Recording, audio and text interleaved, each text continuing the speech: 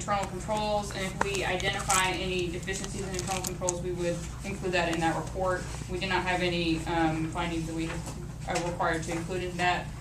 So we don't test internal controls, but if we identify anything, we have to include those in that report. So for the scope and the timing of our audit, we communicated this to you in our engagement letter back in February. And the scope and the timing went as expected. We did our field work. We began in August and went through September, and then we expect to issue by October 31st, if not sooner. Compliance with all ethics requirements regarding independence. This is just that we've met all independence requirements. We are independent of the utility. Accounting policies. One of the big things that has changed this year, as far as a reporting perspective, is the utility has adopted its GASB 75. It's related to other post-employment benefits, which refers to health insurance that's provided to retirees. And there's always been a liability out there for that. And so this standard changed how you account for that, how you report it. There's a lot more disclosures associated with it, and the liability has increased in relation to the fact that the calculation of it has changed. So what happens with this is there's actually a restatement. If you look on page 11, so the net position that's reported at the end of the year last year, so it's shown as the net position at the beginning of the year this year, and then there's just a restatement to that number. So there's no effect on earnings. Basically, this restatement is a cumulative effect of what the OPEB would have been if this standard had been adopted last year. And this is something that across the board all governments will see. They'll have a restatement on their financial statements, so this is very normal for any government to have this. Also, in the financial statements and the notes disclosures, there are certain estimates and disclosures that are considered more sensitive or significant compared to others. So the biggest estimates are unbilled receivables, the allowance for doubtful accounts, depreciation, and then, as I mentioned, the other post-employment benefit obligations, and then also health and health insurance claims, which is self-insured. We did not have any difficulties encountered during the audit. If we had, we would communicate those to you now, or we would have probably communicated them to you before, but we did not have any difficulties. There were no corrected misstatements. There are some uncorrected misstatements, which I have included as an attachment after the outline. And those are misstatements that we believe are immaterial to the financial statements. Those do not have to be corrected because we do not believe we believe those are immaterial to the financial statements, as does management, and that's pretty normal. We normally have a few of those, and those are consistent with what we've had in prior years. We did not have any disagreements with management.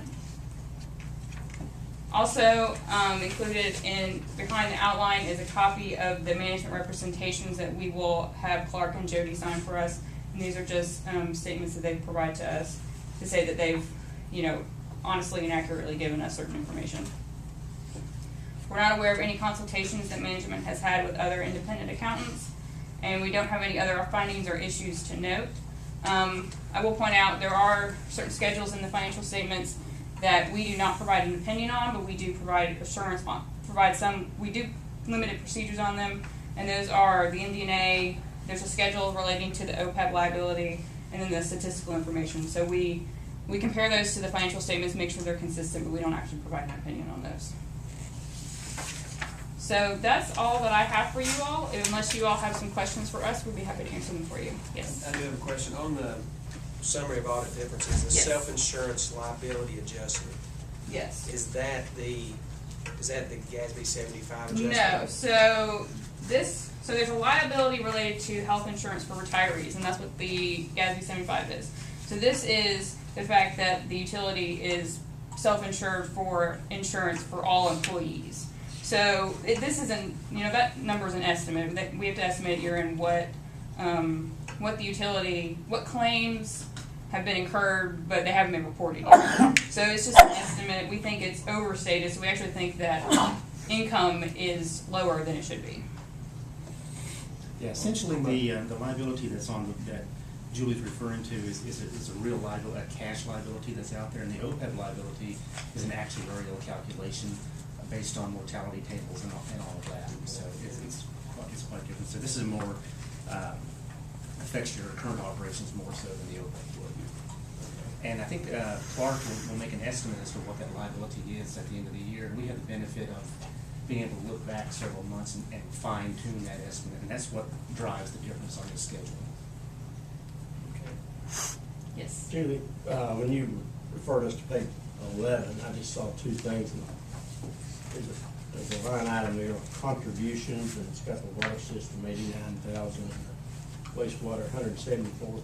What kind of contributions are those? Those are capital contributions, I believe. From developers. Yeah. What? Capital contributions from developers, so when, Aid to construction. yeah. Oh, okay. Yeah.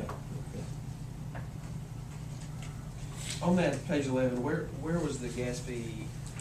That is, Adjustment. so if you look towards the bottom, there's net position at beginning of year as previously reported, and then there's prior period restatement.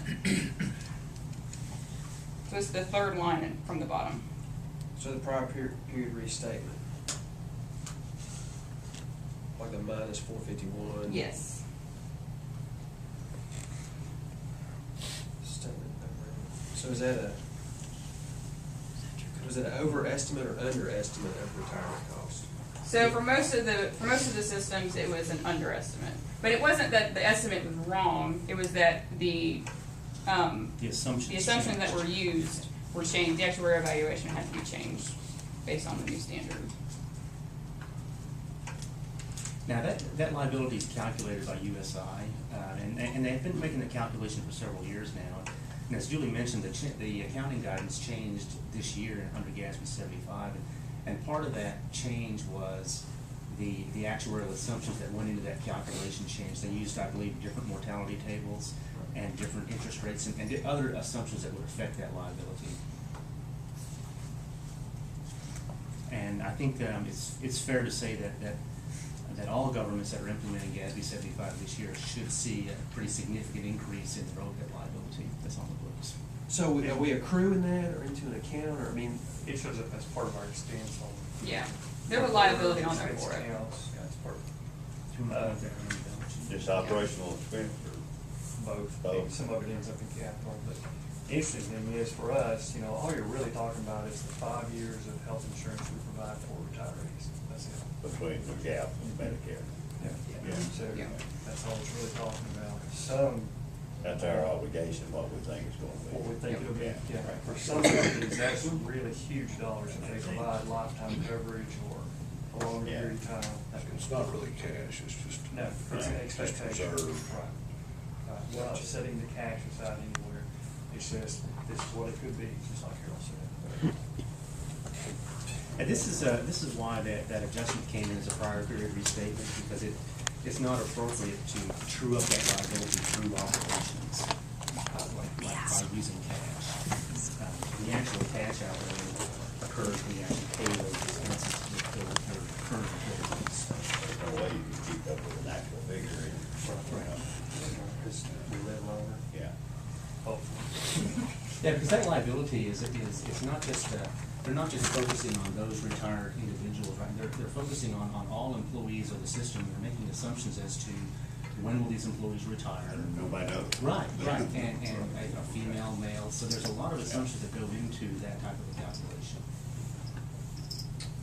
That makes sense. Okay. Thank you. Anything else? So it's a clean eye. Absolutely. Good news? It is clean, yes. We appreciate y'all coming. Yeah, thank you for This having morning, us. and you're welcome to stay. Yeah, You're welcome. you're bored, you can check it up. I think we'll have. Thanks. I need to grab my purse. Welcome back around with your alcohol. Thank you. See you later. That's fine. Okay, let's start with the agenda. Then the first item is to approve the minutes from the September 27th meeting. Move to approve. A motion and a second. All in favor, aye? Aye. Opposed? And that carries. And I'll let Clark go through the financials. from the power system this month. Revenues were $7.3 million. We budgeted 6.8 essentially. Cost of goods was 5.4, and we budgeted essentially 5. So it left us a margin of $1.9 million, or almost 24%. If you recall, on a normal basis, we need at least 18% to operate normally. The biggest reason for this change was a lot of revenues flowing in from sales from the prior month. And when we get to the stats, you'll be able to see that a little easier, a little better. If you look at O&M, total O&M for the month was $860,000. We budgeted $800,000. Operating expense, you can see, is $627,000 against the budget of $500,000. It's $532,000. The outlier there is that we made a $40,000 payment to Colgate for what's that credit they get, Joe? That's the energy, right? Energy, right. It was for, what was it, right? It's a pump, energy efficient.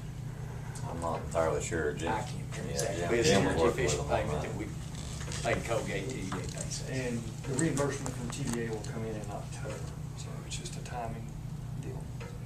As one of the We last done our credit. thing with them. We gotten straight with them yet on rates. Yeah, Colgate, yeah. So that's the biggest outlier from a cost standpoint.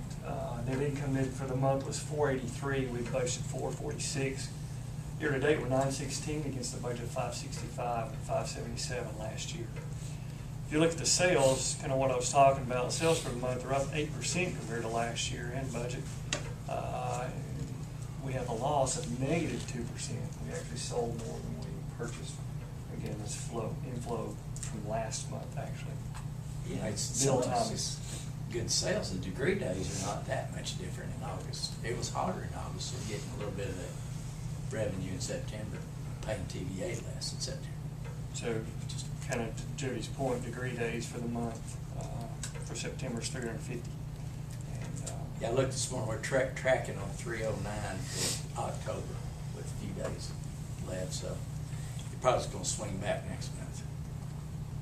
if you look at the balance sheet, no major changes there for the month of September, $17 million. I'll make a note here, I guess, that we call our bond funds actually closed, and we actually received the money from that yesterday.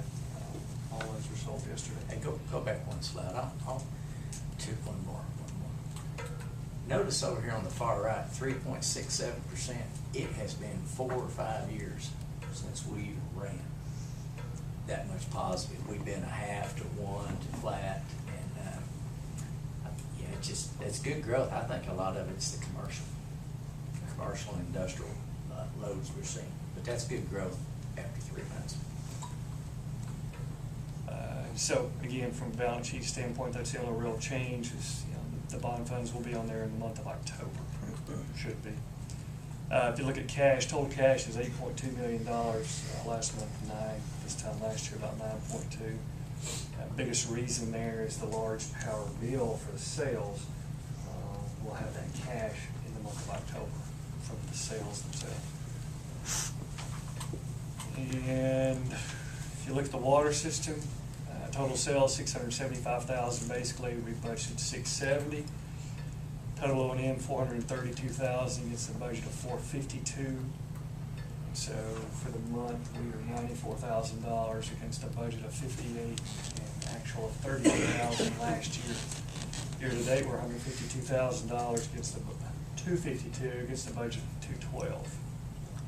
What was all that extra, I know it's not much money, that other income, or is that like tap fees or something, or is it?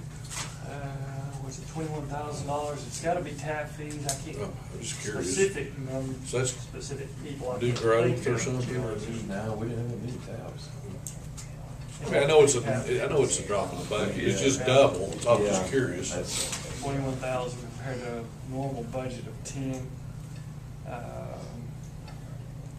That's the biggest dollars that go in there most of the time.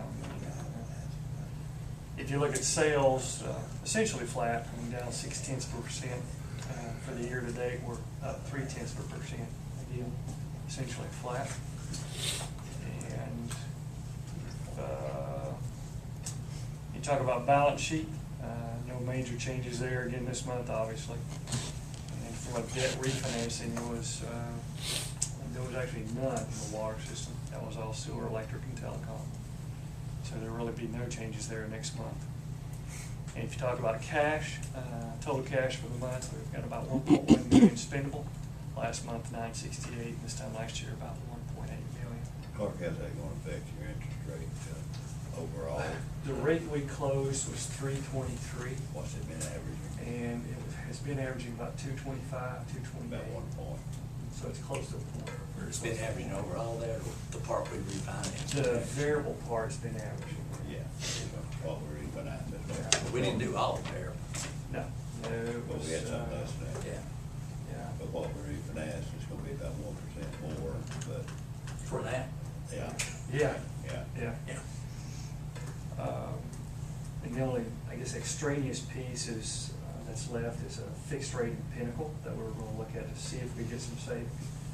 The longer that goes right now, it really doesn't look like it. What but is it now? It's, 380, 365. By the time we get to the Time spring, you get it the lays. costs and everything. Right. Yeah, we get it in June. There were a few articles recently about us refinancing, the city talking about that a little bit more. We really have to make that decision by, I think it's middle of December, 1st of December, something like that, to start the 90-day clock, because the time frame was really March. So, we're just looking at it. Hey, We have to see what the market is in December. That's in the sewer too. Savings. I just wondered if that was growth, new stuff. Yeah, yeah. Yeah. The rule of thumb is about 50 basis points. At least. And right now, it just Because you're doesn't more than double favorable. on this, I know it's I mean, it's indication of other things, you know. If it's growth, that helps everything. It's hard to put it unless it's one. I don't think we're coming back down. So from water cash, that's total cash. If, in the sewer system, sales for the month, 1.3 million, essentially what we budgeted. Total O&M expense is 571 against the budget of 582. And net income for the month end is $190,000 essentially against the budget of 107. Year to date, we're 664 compared to 232 for a budget. And if you look at sales, we're up about 3% overall. And from a balance sheet standpoint, again, same story for the month of September. You should see those changes in the month of October as far as the refinancing piece. Talking about cash, total cash is 2.1 million, and last month 2.4. We should hover in that 2.5 million range. Should be normal now. In telecom, total revenue is right at $880,000. Budget is $904. Cost of goods, you can see, is $296. We budgeted $331. The biggest reason for that decrease or lower amount is lower bandwidth cost. If you recall, we absorbed the programming cost this year, which was about $30,000 a month. Had we not lowered the bandwidth cost some, that 296 would be, close to probably 310, 315 or so. Be close to what we budgeted. It gives us a margin though for the month of $583,000. We budgeted $572, so we're still a pretty healthy margin. O&M expense for the month is $388. We budgeted $380, so it leaves us income for the month of essentially $100,000. It's very close to what we budgeted. Year to date, we're $279, so we're a little bit behind, about $100,000 behind what we budgeted, and the bulk of that's in our margin. From a sales standpoint, net increase in the month is 13 customers. We disconnected 84, added 97. And the bulk of those, of course, are bandwidth. I don't have that graph, but we're working on a graph that will happen next month as far as what we've done for the past year, as well as probably the past 3 to 5 years. So you can see the trends as far as video versus internet and phone. And from a disconnect summary, or I guess a commercial sales summary, you can kind of see the customers we've added versus who has left. At least to me personally, one of the interesting things is Hillbilly's Cabin. We eat there pretty much every Sunday morning, and the ladies in here a lot. It's just good to see them be a customer, because we have that conversation just about every week. From a balance sheet standpoint, no major changes on telecom. Again, same story. We'll see those in October. And from a cash standpoint, $615,000, and that's pretty steady now. It should be kind of where we operate on a normal basis. We've spent all the bond funds we'd allocated to the video side. And that's really all I've got from a financial standpoint. Any questions, comments? That's building I do for it, it'll be next month. It will be in October. They actually paid the first bill, which was $30,000. And talked to Vaughn yesterday. They agreed to pay our legal fees for the transport contracts. That check, $20,000, should be in the mail. He agreed all of it, or did you make him have one? He agreed to all of it. I kind of offered halfway. He's like, well, that's what we said we'll do it. Okay. None of them all for once. Okay, if no other questions, do I hear a motion to approve the financials? So moved. Second. Second. All in favor, aye? Aye. Opposed? We got 3 resolutions. Excuse me. First one is employee's retirement. Talmar Bryan, very short, so I'll read it. Whereas Talmar Bryan has been an employee of Marshtown Utility Commission of the City of Marshtown, Tennessee since January the 16th, 1976. And whereas Talmar has announced her retirement from the commission effective October the 2nd, 2018. And whereas Talmar has served the commission with honor, dignity, dedication, and loyalty, making a valuable contribution to the commission and through it, her community. Therefore, be it resolved that Marshtown Utility Commission, in appreciation for her service, this resolution be formally set forth in recognition of Talmar Bryan for her contributions to the Marshtown Utility Commission. And I think most everybody knew Talmar or knows Talmar. 76 to 18, that's 24, 42 years. 42 years, she, her husband's health is not good, and so she can't really get out. She has to do a lot of care for him in the morning, which pushed her, I guess, more toward retirement. It's 2 weeks ago, we had a nice little retirement reception Good. for her. She got a plaque resolution. It got it. really has more detail than this, I think. But, And we eliminated that position. This area was not a position we're going to fill out. Okay, I guess I need a motion to approve this. So moved. Second. she's second longest, oh, I'm sorry. Go ahead, no. She's second longest on the roster now. Sheila Gregg is 46. She do. She was, He was Roy's secretary, she was Roy Oak's secretary, wasn't he? Yeah. emergency assistant. Okay, I need a vote on that motion. All in favor, signify. Emergency assistant. Oh. Aye. Opposed? I think that passed. Close. All right, the second resolution is the, involves our, gosh, I can't talk. Involves our healthcare, vision, and dental insurance.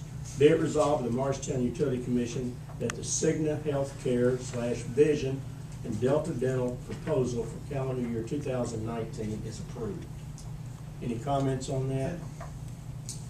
Is this really worth what you get out of what it costs? What's that? You mean, Dental and eye, I mean, I think it's, I don't know what it costs us, but it's not worth It it. honestly depends on where you're at in life. You know, the folks that are doing orthodontia and those kind of things, the dental helps a lot. If you have a whole lot of dental work that can get into medical, I mean, it's they're not just- gonna it's pay just that, there they're to not gonna help. pay anything. I mean, They pay a little, like I get my I teeth, bet- my I bet teeth the cleaned, premium- they don't pay 40%. What's the ratio of the premiums to what we get paid? Your figure.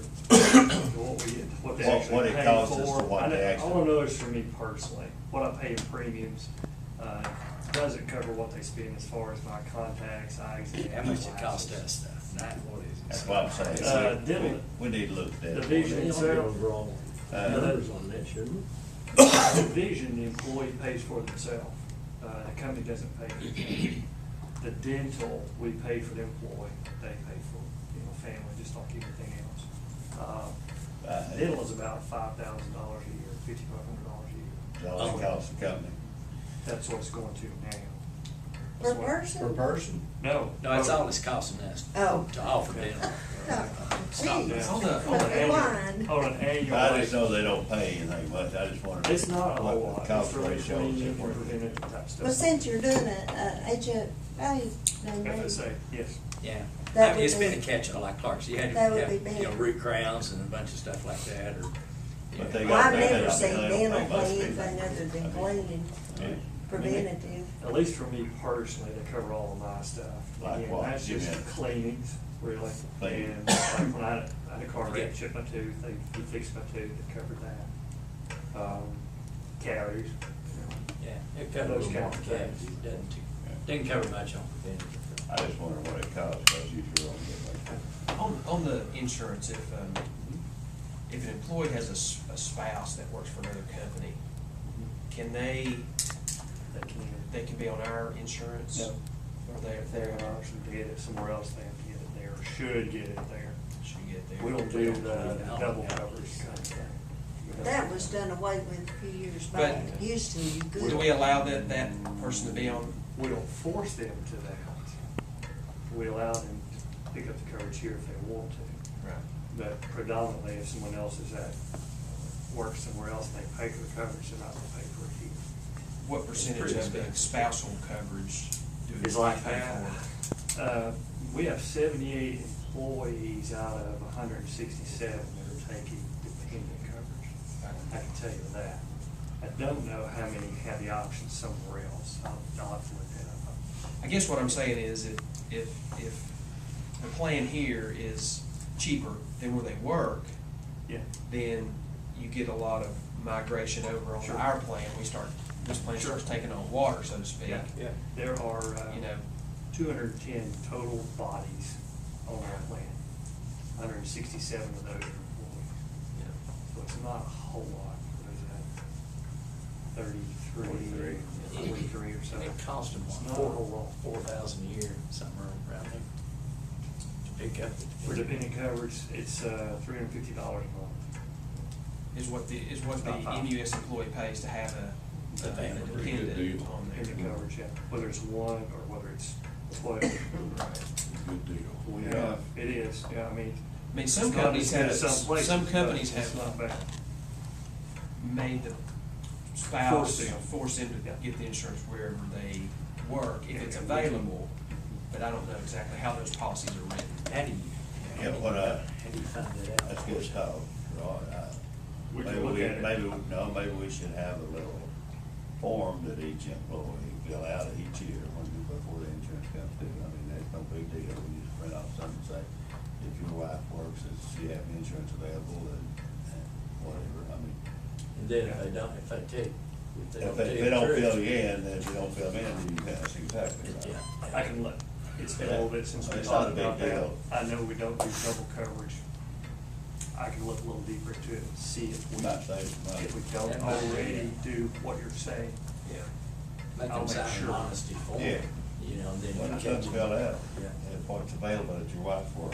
That put a little pressure on them. Well, we've had What you don't people wanna that, do is- we've had people that their insurance might have been with another company. I think one was a bank in Jefferson City, and they said, well, if your husband can get insurance where he works, he has to do that. Yeah. So we've had people come onto our plan that was on other plans. Sure. I think a lot of companies. Just tell them verbally, Try to you share. have them sign. Well, That sounds. we're not doing that, You're not but doing we've seen other companies do it that pushed Pushed them to you. pushed them to us, you know, so. You know, for what it costs, we really don't see as much dependent coverage as I thought we would. Yeah. You know, especially even as we used to. You know, I guess from a health insurance standpoint, it's impressed me that our cost is not any higher than it is. We've had a couple of pretty good sized claims, but that's all we've had. So I'm seeing it, at least it's benefiting us. You know, the companies aren't coming to us with a 15 or 20% increase, and it's just going out the door. You know, this 9% covers everything that we believe our claims are gonna be, then there's about a 0.5% cushion in there. Because you don't really know, right? So there's a high end, a low end, and a medium, and we're kind of on the upper side.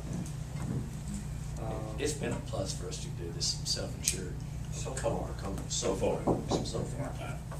Well, we got an insurance company, we got a cap on it, if it goes so high. And to your point, the FSA, several employees have asked for that. You mentioned that, I think last year, or somebody did.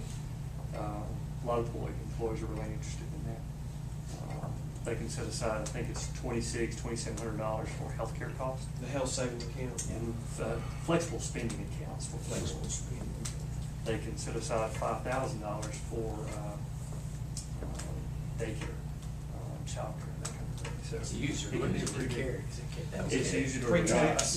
It's like pre-tax. It's a pre-tax amount. Pre-tax. So because of pre-tax, there's a little bit of savings for us as an employer, whatever their tax rate is. Not much, but it's something. But you have to use that year. But you have to use it Some that of those year plans or carry it over, won't don't make they? any plan. We just A lot of keep it. plans carry. A lot of plans are carrying over, I don't know. this We, one. currently, we like not to carry over, it's like you use it or you would. Does that cost more? Can you, Roll it Oh, the over. IRS lets you carry over? You can carry different dollar values or a different time frame, but it's no later than March the following year, but yeah. So they let you carry it over just a little bit. A short period of time. So that's no cost to us at all. can they put enough in there to cover, the deductible on their health insurance for like You can surgery use it or for any kind of injury? pocket.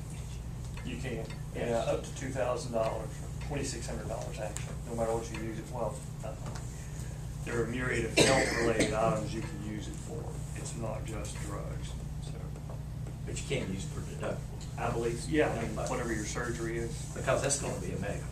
Right. That's, Most people put in there what they know they're gonna spend, Yeah. so they don't risk Yeah, you losing. plan to have your knee replaced or your shoulder done or whatever, you stick it in there that year, and that's what you do. It's different at different companies. Susan carries hers over and she carries enough in to take care of her major medical deductible, Yeah. which is $5,000. Gotcha. At school, we had to figure it down to the penny or they got to keep it. Yes, and this works the same way. If you don't use it, it stays inside the company. Yeah, we used to have it at Lowland, I used to use it for, I said daycare.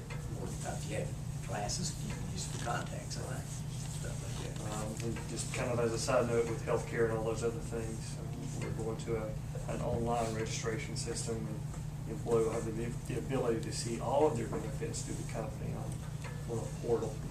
That's not new for anybody, but it's new for us. And we've gone through a series of training with those employees that, folks that don't use a computer at all, at least we provide them a place here to look at it, sit down in the warehouse and look at it, there with it. So, anything else, guys? Okay, I need a motion to approve this health. So moved. Motion and second, all in favor, aye. Aye. Opposed, thank you. Thank you, guys. All right, the third resolution is the audit approval, what we just heard. It says, be it resolved, the Morristown Utility Commission that the audit presented by Coulter and Justice, P.C., covering fiscal year 2018 is hereby accepted and approved. Any question on that? Second. Got a motion, we got a second to approve, all in favor, aye? Aye. Opposed? Thank you, that passes. We have no projects in the power system. We have one project in the water system. Mike? Yeah, Clark's pulling it up there.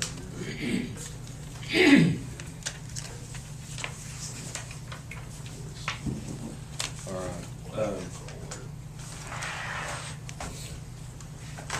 This project, it's out at Lowland. So where this red line is, right in that area. We've got a 6-inch cast iron line that's been there since 1947, 1948, whenever that, I forgot what year it was, but that's when Inca was built.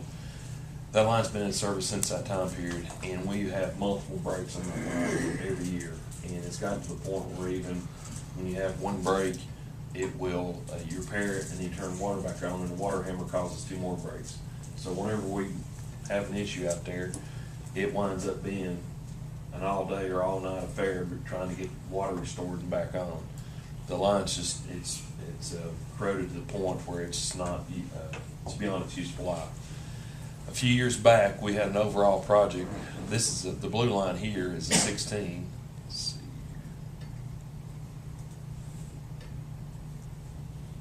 here. That's a water line, that's not a sewer line. Yeah, this, we're talking water. That's a 16-inch water line? 16-inch water Where's line that there. water going? And then there's right here is a 12-inch water line. We didn't get, But that line comes all the way down. So the let me, hill from the let me interstate. explain this. Back in the 90s, there was a plan, at one time, we thought that Lowland out that direction was gonna be a potential industrial development. And so we started planning, we kinda got a master plan. Let's see here. We had a master plan to provide fire flows out that direction. So instead of trying to build all this thing at once, we've been piecemealing. Let's see here. Yeah, there's our overall scope. And so anyway, so we had a 12 when 160 was widened, we laid a 12 down to this point. And then a few years ago, we replaced this part of the 6-inch line with a new 16-inch pipe. Yeah, And for so the same reason it's leak, had a lot it's of the leaks. same reason, we just got to the point where we had to replace it. This 12 was laid back in the 90s with the anticipation at some point we wanted to extend water service out to those residents. So with the plan of some point in time, there may be industrial development out that way. So anyway, this is the last phase. We were calling this phase 2. And then whenever we decide to build the water tank, we'll have to build a tank here and lay a 16-inch line down this way to get fire flows to connect all that line out to there. Just gotta get into the interstate, Right. down the road into the interstate. But anyway, the water's coming from town, though, right? that's right. So Why do you have a 12-inch line, and then as Well, you get see- further down the line, wouldn't the line get smaller as it goes? But for Well- fire flow. Well, That's what it is. the tank's gonna provide you fire flows. Okay. See, all you gotta do is fill the tank and keep it full. Right, then you got, And if you got a fire flow, then your tank Okay. keeps that fire flow and comes back up. I'm with you. okay, so right now, you're not under the interstate yet. You come over here and you jog down to that light blue line. That light blue line is the original 6-inch cast iron line. that But was when laid. you did the new 16, you took it all the way back. So you still got the real expensive piece, that red across the interstate. Right. Is that Well, all out around the there, interstate, or is it do go you to have the to have bridge? 16 for fire? Well, that's what I was trying to lead up to. I was gonna tell you the rest of the story. The plan was to provide fire flows from the industrial park out that direction. And so we did a hydraulic analysis years ago, and the plan was 16-inch recovery, gives 3,000 gallons per minute out there on that 12.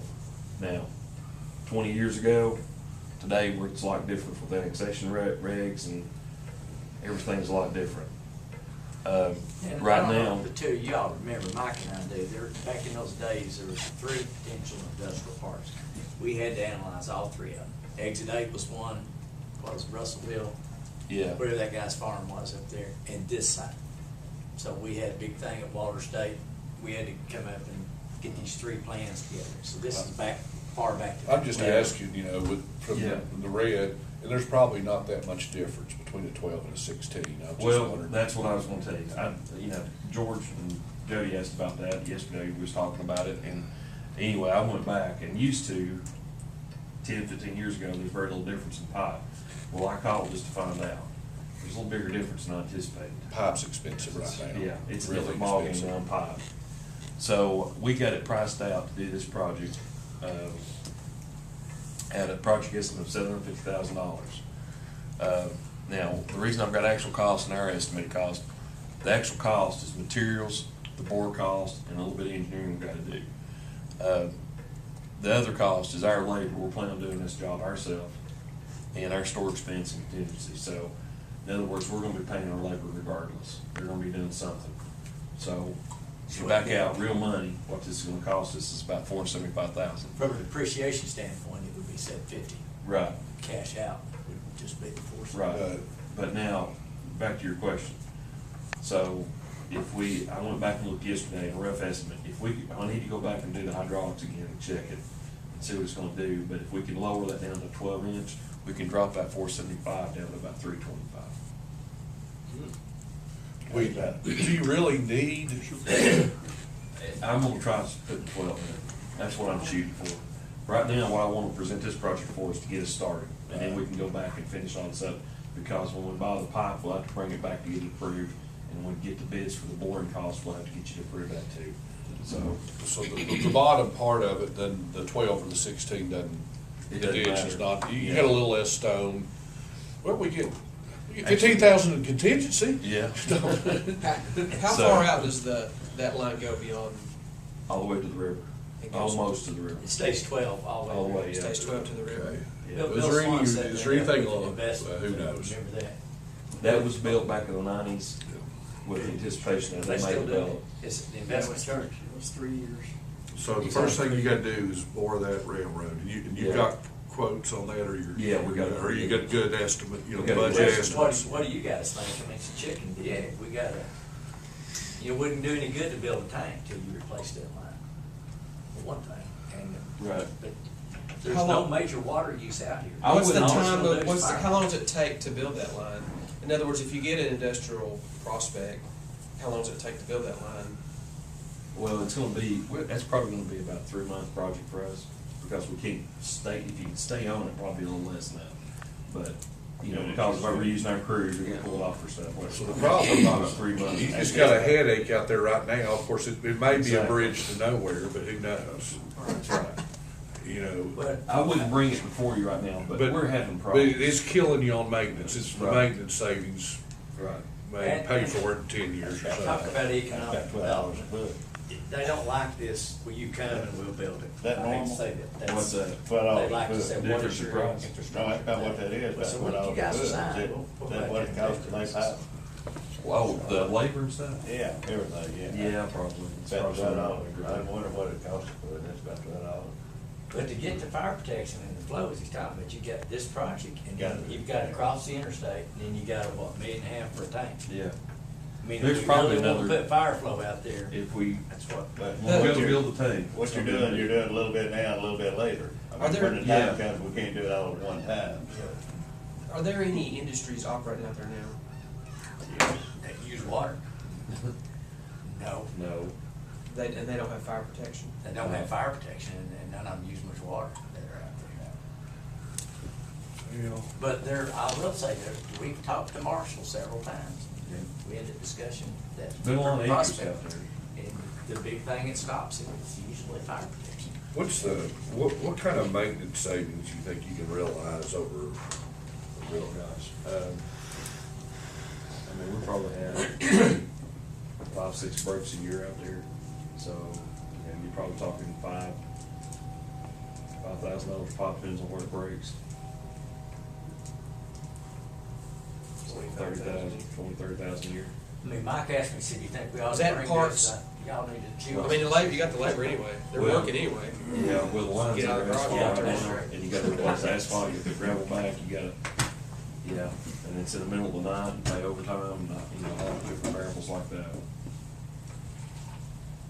We got repair clamps stacked on repair clamps.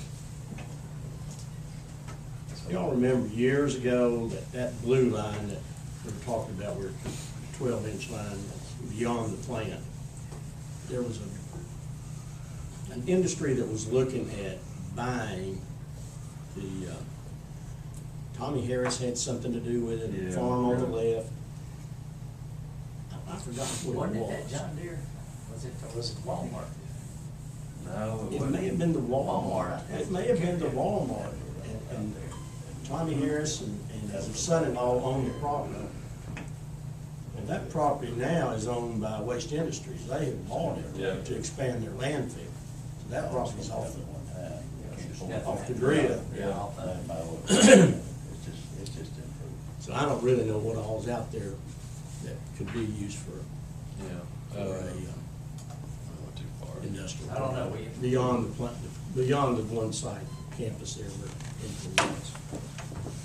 Yeah, we need a big industry out there to get some, Sewage. get some Yeah. sewage customers. Yeah. Well, Mike. can You gotta talk get, to you gotta about send it to that. them to get it back. Start to say, if you look at it a different way, you're gonna spend those dollars somewhere, right? It's a decent investment anyway, that you're, at least, It's you look like you're probably gonna get something out of it. I think it's a matter of spending a little bit at a time instead of, if you get hit by something at one time, then you got all of it to do. And you sharpen the tank and all the lines down the interstate too, it's gonna really hurt you. But the question, are you throwing $500,000 to where there's gonna be growth, or should you throw $500,000 somewhere else?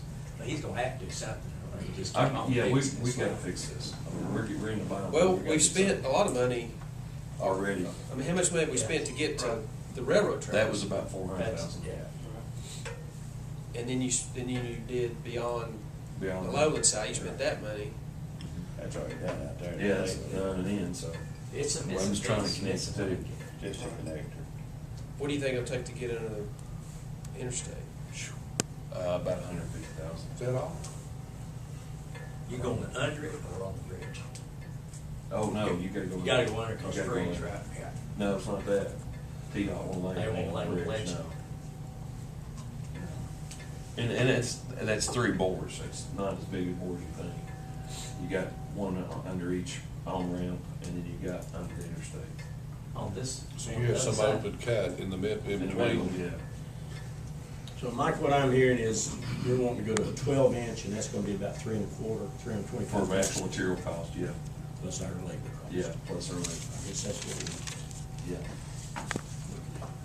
all right. Any other questions or comments?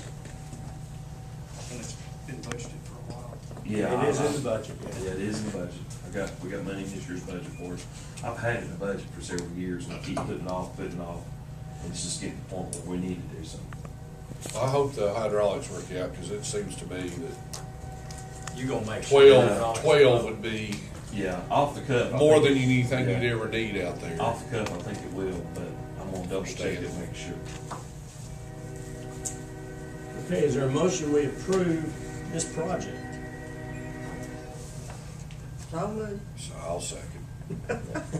I'm excited. Thank you. Very enthusiastic. Wake up. Okay, we got a motion and a second. All in favor of the motion signify by saying aye. Aye. Opposed? Calls for the trouble. Rain. Okay, Yeah, with the we sand. have no I projects didn't know that. Yeah. in the It's a different telecom pitch. Ah. purchases, Then we got, really two Yeah. pieces. All weekend. On the electric side, you look at the list, transformers predominantly from ERMCO, and those are really for stock replacement. The line puller, Brian, if you want to comment at all, but the board approved this 2 or 3 months ago, Was that the last meeting? last time. That's the pulling equipment, the tensioner, and the puller. And then the last item on the electric side is asphalt maintenance at the warehouse. We repair a couple of areas and seal the whole area. So those are, total of the electric system is $265,000. On the telecom side, this is a maintenance agreement on our email system, for lack of a better term, it's total $25,000. George, is there anything you want to add about that? or- It's a renewal, it's based on the number of mailboxes that you have active. It's email service for our customers. Which Newport uses also. So, you know, so on the telecom side, that's 25,000, total $290,000. None of those items are outside of normal operations or normal budget, capital budget. motion we approve these purchases. Very much. Second. All in favor, aye? Aye. Thank you. Opposed? All right, Brian, you got a report on the town? Yes, sir. The significant activity for September 25th to October 21st. We've been working on more of the same stuff that we have been. The Bellwood Road Phase 2 for Carlisle, that's down there behind the Honda place. They're putting those condominiums up down there. We've continued the vegetation control under our 69 line. You've probably seen the bush hog out there on 160 going under there. They had a sinkhole open up and we almost lost the tractor. So we drove by and the tractor's in a sinkhole and sticking straight up in the air, but we got that pulled out. Construction on Cherokee Park Road, that's joint use of Appalachian, and we've almost got that complete. The Cedar Creek project's going good. We've got about 12 more poles to do, and we'll finish that. Of course, we have to pull the fiber from JB Neal all the way to Cedar Creek, and then that project will be complete. And we also completed the repair of a 69 kV breaker at Cedar Creek. The hydraulic system failed on that. One thing I didn't put in the report was that we sent a crew down to Fitzgerald, Georgia. I don't know if Jody's going to comment on it or not, but they requested aid from Georgia and Florida during the Hurricane Michael, and we sent a 5-man crew, 6-man crew, 2 bucket trucks, a digger derrick, and a pickup, and we stayed for about 5 days. Fitzgerald, Georgia had no power, no breakers on at all, and our guys were down there. And 1 3-man crew? Yeah, they had 3 linemen in their system. So we helped Fitzgerald get their power back on, and that was the highlight of that It trip. was low, I think they did water and wastewater, apparently what the guys said, apparently wastewater guys would come over and help the electric guys set poles and stuff, they didn't have dedicated crews, so. Yeah, with all the trees down, they never, they had, it's sick after, so that's where we've been, but crews got dispatched all over. How do they get paid?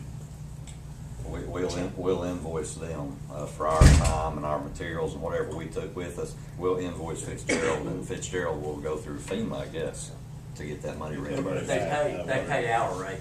They pay our rate, yes. Now, if we go somewhere and their rates are higher than I'm sure they work time to hike down there, It's time, overtime. yeah, it's time. Yes. But that's a FEMA thing, by the Yeah. point it has about that. Does FEMA cover their insurance? Living They get expenses and everything? everything. They will if they fill out their forms right. Yeah. Yeah. If not, they That have used to to be pay a us out of their own problem, who's pocket. gonna pay somebody? Yeah. Yeah, we have mutual aid agreements set up with TV, PPA, who coordinated all that action. And just like if we had a tornado or something, we would request aid, and the utilities would help us, and it's basically the same agreement. There's still some crews down there. Greenville has a crew. Of course, Greenville has 8-9 line crews. What's all to do with restaurants then, anything? As far as new development, we're getting a Fazoli's down there at Merchants Green, right beside the Texas Roadhouse. Is that the thing that was here before? It is. It's where Cookout used to be, right there. Well, that Chili's is. Chili's is under construction across the road, Fazoli's is going weird. right beside the Texas Roadhouse, going toward the west. I'd like to see something. Are we getting a honey baked ham? We are. It's in the It's old KFC. Yeah. the old KFC catering building. Catering. KFC building, the catering building. Right. Steakhouse on East End's closed. Honey baked There's no one coming in up there. Yeah. Sagebrush. Sagebrush is closed, and they divided that lot into 2 lots. Okay, I didn't And so know. there's a one Chili should have restaurant come when they up there. I don't first know what talked it about is. it, they'd have killed it. Yeah, They everything better. They missed 10 years of Where at? domination. Sagebrush is closed, they've divided that lot into 2 Well, lots. First Tennessee needs to buy half of it. Yeah. Tell Rosemary, Yeah. can't get in there. You know, we tried. All that area up through there is not, people have such a great commercial location. It's so hard to get in and out of. It's Olive awful. Garden, chicken place work. I mean, they kept talking about that lot up there where that SunTrust Bank was. I said, that's the worst. They said, no, you might have the traffic in front of it. This is one of the worst locations in town. Place worse. You can't get there. I swear, if they turned the land out both days, I would still have. I mean, if I was one, if I needed people to come out. Is that Honey Bake, is that is it across from, is it next to the old Pizza Hut? Is that? It's Kentucky Fried Chicken's old Okay. building. Okay. right Set back behind off from the it. road a little But it bit. is right there. Yeah. Yes. It's not a Yes. Yeah, they high school. They've got a sign I there. wish Kentucky Chicken was still there. Yes, I don't know. Yeah, it's across from the old Pizza Inn, And I right get there. real hungry. I don't- Okay, any other questions for Brian? My face not back. Brian, thank you. Mike? All right. Listen, instead of going through the report, I just want to show you some pictures here and show you where you're at. Talk about the status of what we got going on. That's the EQ tank site. That's the last picture you saw. This was taken this week. We got a Oh, tank. wow. So we're moving. It's moving along. They were pouring the dome this week. Here's a little better picture of it. So that should be done right before Thanksgiving.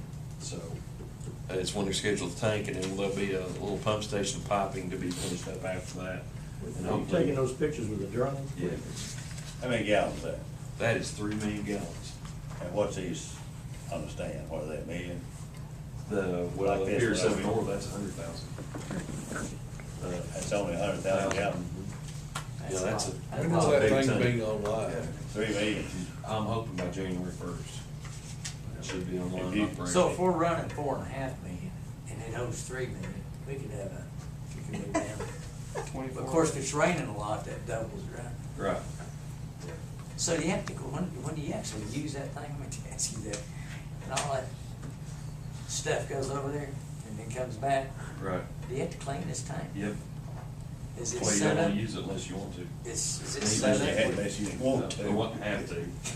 I said that wrong, unless you have to. That's a job. I might want to use it. Can you get in there and pressure wash it or not? Then you don't have to pressure wash, you gotta take fire hoses, and you gotta wash down the sides and wash down the grid. Yeah. So what would you, Where's it? if we build a tank out there, what would it do? What would you think? Out there would be a million. Million. Well, I'll show you here. It'd be a lot of, This is Spring Creek, this is the other EQ basin. All right, that's a 1 million gallon tank. okay. Uh, So you're going to those low profile tanks rather than those? Yeah, yeah, Yeah. yeah. That's a chrome tank, that's a concrete tank. There's very little maintenance to them. On a water tank, it depends on if you get the right deal on a water tank, it don't matter about this This, one, yeah. because it's fun. Yeah, I know. But, Talking about water, Yeah. but if you build one like, they come in and build it on site. Yeah. What they did that, pour the concrete, the walls. yeah, None of this is all cast in place. well, that's actually pre-stressed. Oh, it is? Yeah, those are pre-stressed walls. So they bring the cast. walls in and then they No, pre-strip? they make them run Pour the to the walls. side. Okay. Yeah, Just block, okay, then cut the tendons and let it go? yeah, they take a tractor, you set your frame up, your seat, your bladder, more or less, spray it with gun, and then you take your wire and start wrapping around the tank. And they actually go through and measure the tension on the wire.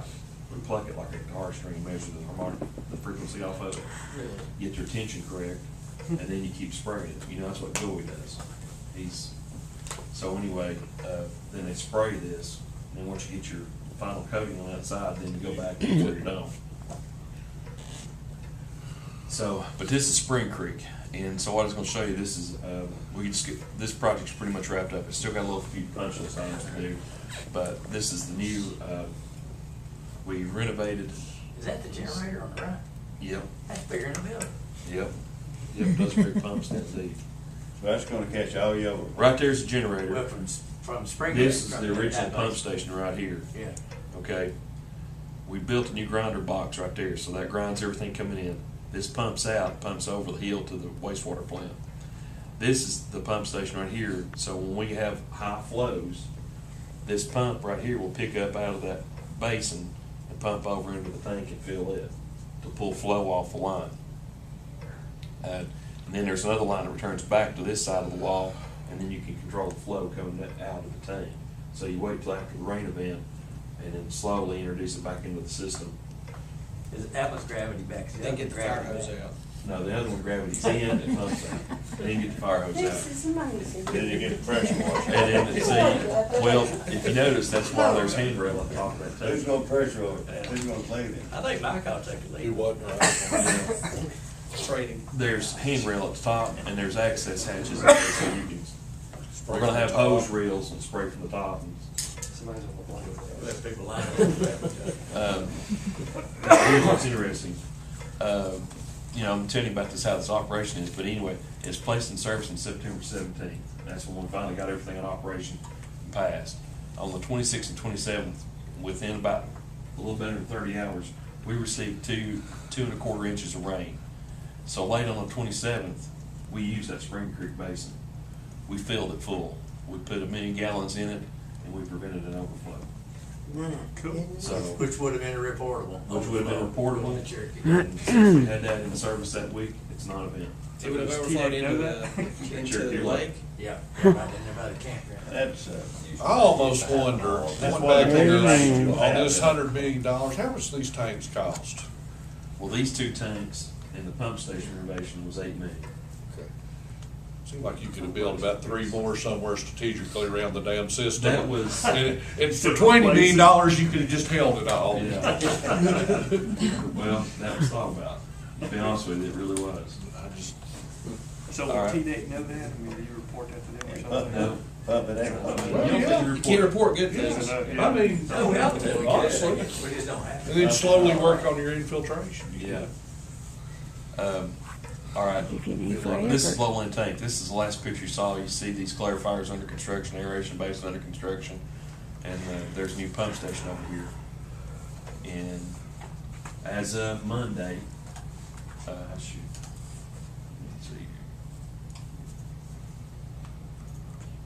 It's not gonna work. I was gonna show you. We started the plant Monday. The plant's in operation.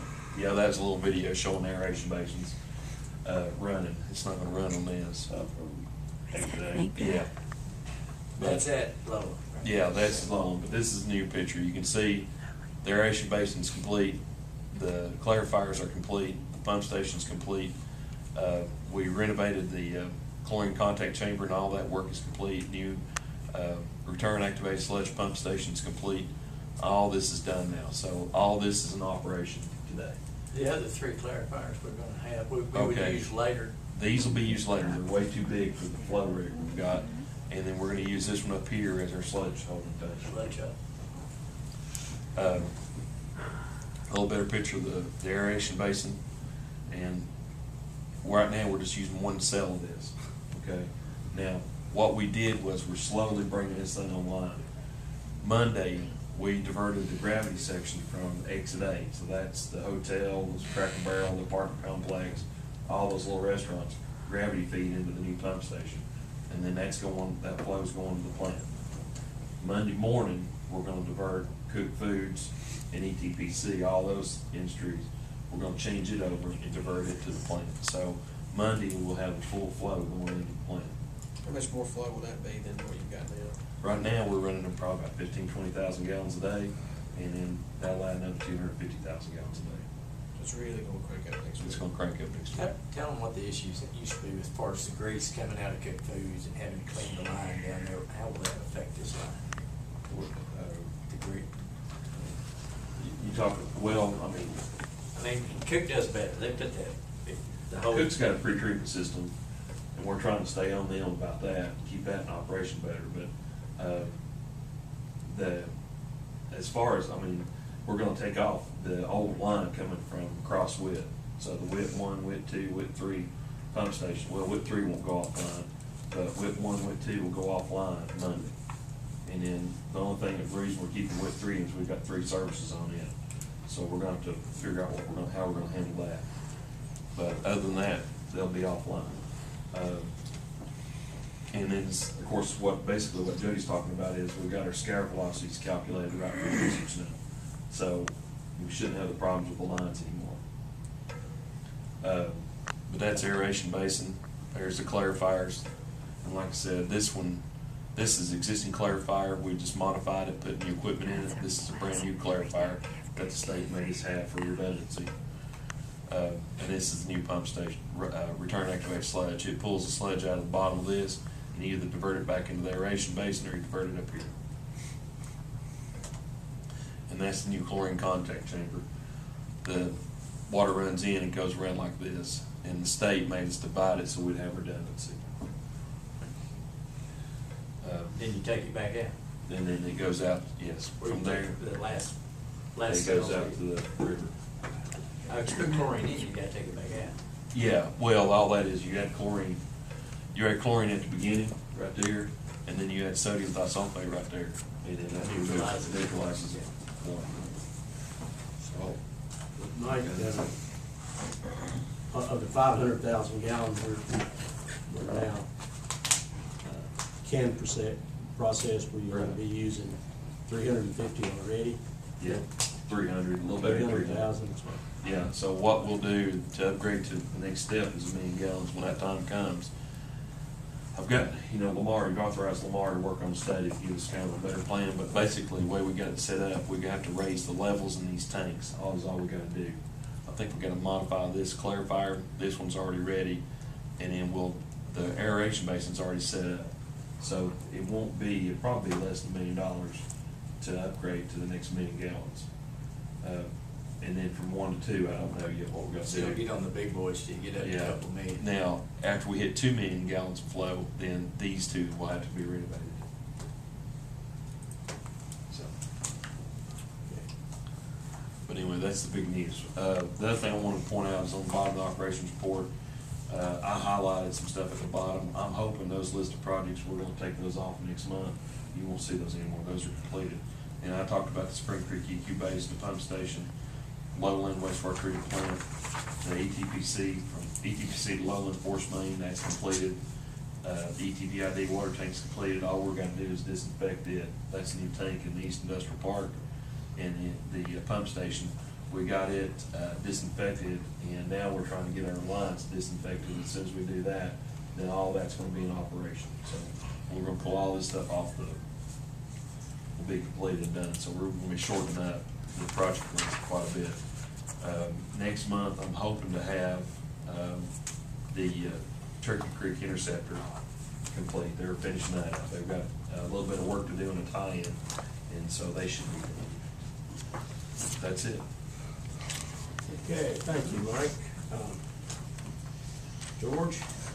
Over the last 30 days, there were 104 service calls. 2 of those were for customer educate.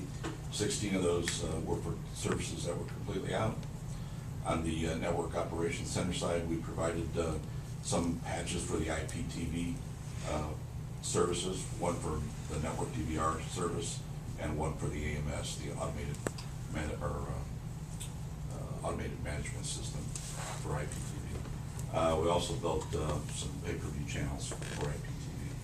On the marketing side, we continue to develop a plan for internet speed changes that need to occur on both the commercial side and residential side. Researching video streaming options that are available through the NCTC. And we're updating both the paid and free content available for video on demand and pay-per-view.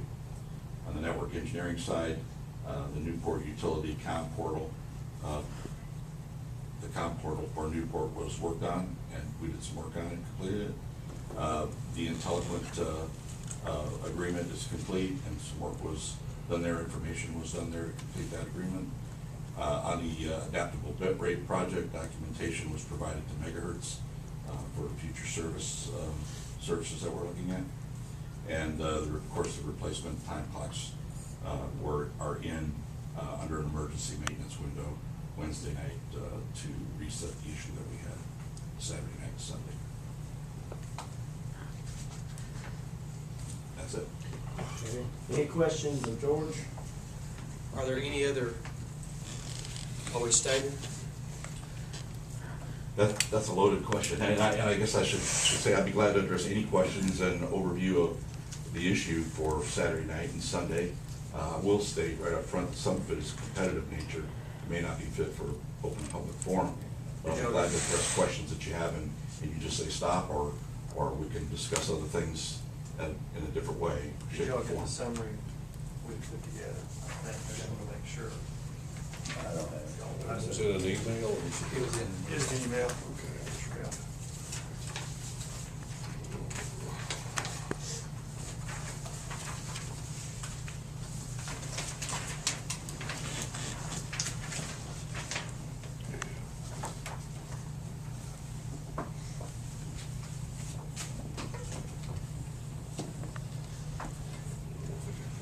You know, Clark, just to give you a summary. We talked earlier, what do you guys want to do? Like George said, basically, the time clock failed. From a manufacturing standpoint, it was a known bug. The problem was that the people we bought that from, their company's been bought out at least 2 times since we purchased the clock itself. So we were never notified that there was an issue. The clock reset to 1999, and that essentially corrupted software in our firewalls, among other things. So the issue was having to rebuild that software in a span of less than 24 hours, essentially.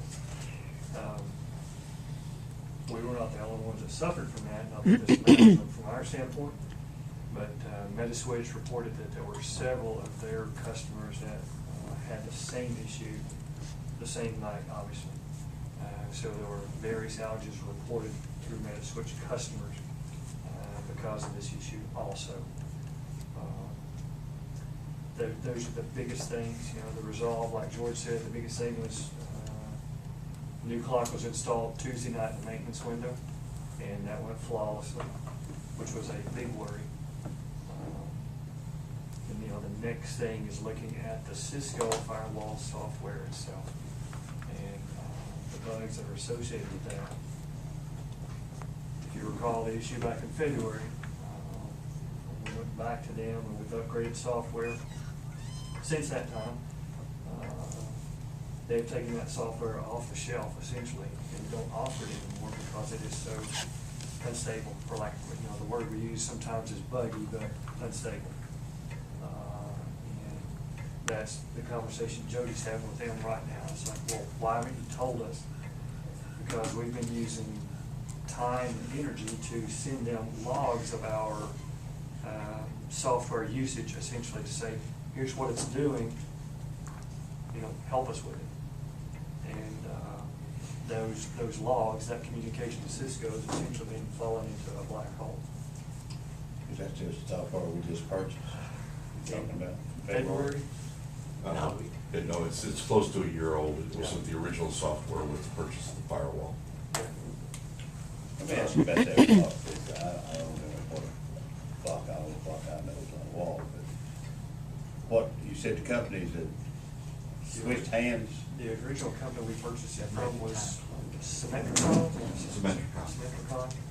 So the terminology, the way I understand it, is like, it's like an atomic clock. It's highly precise. But they sold out. Yeah. Did we not know, have no idea that this was going bad, or no, have we not had any contact with anybody since we bought the clock? No, we have not. When you buy it, you just And get it. I mean, you got a surface level. we have a maintenance contract on it. Surface level agreement. Who was it? And it was with Symmetricon. the original vendor. Yeah. So they paid for all the stuff we done? They paid for all the upgrades, except for the attack support time to reconfigure the clocks. Okay. Well, kind of got blindsided by that. Yeah, so Yeah, pretty much. I mean, the software issue is a little unique, and, you know, I don't want to say it was probably the best investment we made in the Symmetricons, because that software, those clocks have been running nonstop, 24 hours a day, 7 days a week for almost 14 years. The software on it was only stated for a 20-year period. We outlived the software, it's the way it was designed, and it created a bug. The critical part to the clock is it's like timing on a motor. If that clock doesn't synchronize all the parts to work, then they all kind of take off and they don't have any guidance. And the firewall was extremely susceptible to that. The complexity in the firewall that we bought is about 8 times what the original one we had for our existing customer base. And that's putting it mildly. When you say, are we stabilized, the clocks are stable.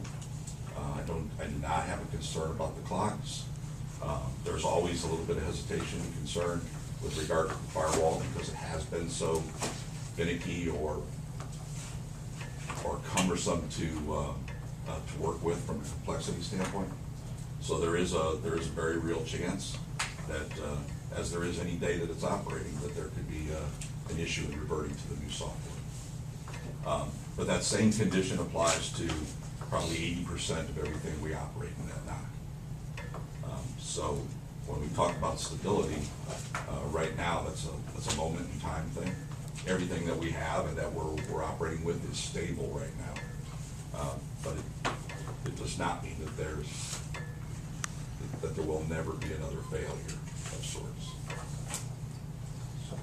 I put a pretty strong letter to Cisco, and they answered me back last night that they will work with their people to try to answer if there was a software issue. We think there was, because their tech people told our tech people that, well, what are you doing with that version of software? So, we don't even we took that off the shelf because it's got bugs in it. And we're sitting here saying, well, after what we went through in February, Why the heck are we on? Didn't we know? Why are So we on the you version? suspect that it might be back to that software that caused the clock to fail? No, the clock initiated. The clock was a separate That's a issue. separate issue. But it shouldn't have, we don't think it should have confused Shouldn't the have caused firewalls to that. Magnitude of error. So we'll see, he tells me they will get on it. But it wasn't the firewalls that started. The Metaswitch for the phone was also Yep. affected. At the time, that piece has been reset and it's stable again. Of course, the two primary services we have were So suspect for the but there'll phone. be a maintenance window out here again at some point to try to get the firewall to. So the new TV we were transitioning to would have been affected, but regular, old stuff wasn't. Was that The right? TV that's run by the internet. Well, it would have been, You know, it was the only internet service, just wasn't passing any service through the firewall. The video piece was stable. But the what we had IP to If go- you're on the new boxes, was it interrupted? No. okay. So I've got the new box. The TV would interrupt. The new boxes operate from a totally separate clock. There's actually 3 clocks. There's a backup. How long were these here clocks set for, reckon? Are they gonna run for 5 years? The new one, like I said, hopefully we'll have some notice that they indicate there's an issue with it. I think the original software issue goes back and originates around the Y2K issue. I was gonna ask if it was a Y2K issue. wonder what was so unique about October, whatever date that was. It's when the software ran out. Software that kept the clocks alive and kept it working and kept it active. So that date was based on programmed a into. 20-year, yeah. So how long is this clock set for? I don't know that. I believe that'd be a good thing to know. I believe I'd find out. I'd put an alarm on it. So you think it was something that was pre-programmed into the, this is a piece of hardware, or is this a Yes. software thing? It's a hardware box with software. So that's where it is. I mean, dang, there's, You know, they were all supposed to go out. I don't know how you put a Y2K was supposed to. checklist on everything you got down there, I don't know, geez. There's just so, there's a lot of moving parts, isn't there? There are a lot of moving parts. Okay, thank you, George. And it's as complicated as these things that Mike's dealing with. Mike's pretty much runs downhill unless you push it. Well, his does too. More predictable, except for weather. This is complicated. Mark, you got anything to say about this, or? You covered pretty much. That's your- it. Jody? I only got 2 quick things. One, if you'll turn to page 66. The audit. And the audit. Wanted you to see these things. Instead of me putting it on a PowerPoint, you got it on, you got it right here in front of you. Page 66 shows the top 10 power customers for the last fiscal year. You can see Interplast, Molly, J-Tech, those are all three of those MSB large customers. Of course, Rich Products makes it in there because they've got two of those GSA 3 accounts, pretty good size. Then you come back to Meritor, number 5. They're also one of those large MSB accounts. Then you got Halmac, ColorTech, Board of Education makes it in at number 8 when you add up all their schools. They've always stayed in our top 10. Then Team Tech and Cook Foods. Remember Cook Foods, top 10 electric, right? Turn the page to page 67. This is flipped a little bit, like I thought on water use. The 3 utility districts, Alpha and Russellville and Bean Station, those are 1, 2, 3. Cook Foods is number 4 on the revenue for water. Then Colgate's obviously a big customer, Molly's a big customer. Then the wastewater system pays the water system. And then you see Marshtown, and again, Board of Education in the top 10. Turn one more page, that is your wastewater revenues. Obviously, Cook Foods monopolizes that. You can see in 2018, it's 15.6% of revenue. year before that, back in 2014, it was 19% revenue to the right of that. I hadn't had a chance to look at this, Jerry, I don't know if you know this, now Cook Food started a new process in recycling water. Here? And yeah, I think we got about a 20% reduction in water. So that'll be a 20% reduction in water use, 20% reduction in wastewater. Yeah. That's significant. Yeah, it is. That's a lot. So, They just started it last month. They do a 20% reduction in smell. Yeah. Well, it- And chlorine. I usually, yeah. I know, I thought it's been worse this summer. Oh, yeah. I mean, this summer was brutal. Yeah. Again, if you look at the wastewater, you see Colgate and Molly are pretty good revenue for wastewater, as is Rich Products. Then the Housing Authority makes it in at number 5. Board of Education, again, Board of Education's top 10, all 3 areas. Good Food's top 10, all 3 areas, so you can see the other ones, the hospital, water, wastewater. Thought you just, since you had that in front of you, I call your attention to those 3 pages in the audit. Only other thing I got is next board meeting. Tuesday, November 27th.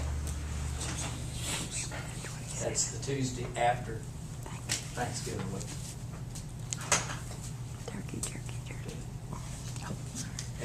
Everybody good with that date? Good right now. I've been floating that, that's been the same date. Then January 3rd is good, that's the Thursday after, let's see, first, that's right, first it must be on, is that Monday? Tuesday. Usually it's on Tuesday, so that'll be the Thursday after New Year's Eve, for everybody. Is that for November meeting in January? It's for the December meeting, be held in January. It's November's information. But yeah, November's right, it's budget. right, it's November's information. You're not, Yes, yes. we're not gonna do meeting in December, is what you're saying. You know what? That's 2020. No, the one I was talking about was at the Oh, end of January. you're talking the end of January. Yeah, I've got that. You all want to We set that. placeholder that. I think I sent a save the date on that too, but. It's actually the 31st. 31st, Save yes. some power. 31st. I told her I didn't think I was authorized. No, yeah, it's a good one. Even alcohol. Hell, at 47, we don't need it. Well, the week before, everybody been in and out. We get Christmas. That's Christmas. Christmas is on Tuesday. Yeah, we are. I've got to get I going. will. Yours is next Tuesday. So we never have really done it. I mean, I'll be here. What's that? Do it in between Christmas and New Year's, we don't. Okay, Me? Yeah. anybody got anything to bring before we're actually gonna adjourn and go to an executive session for one potential problem we have, a litigation problem. It will not be very extensive, but we do, I guess, need to adjourn the meeting right now. And Is that Lauren? we're gonna We have to come back to the meeting and close, just adjourn to executive. Okay. All right, cool, all right.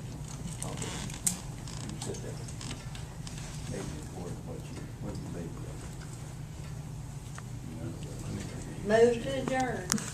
All right, Second. we are Second. adjourned.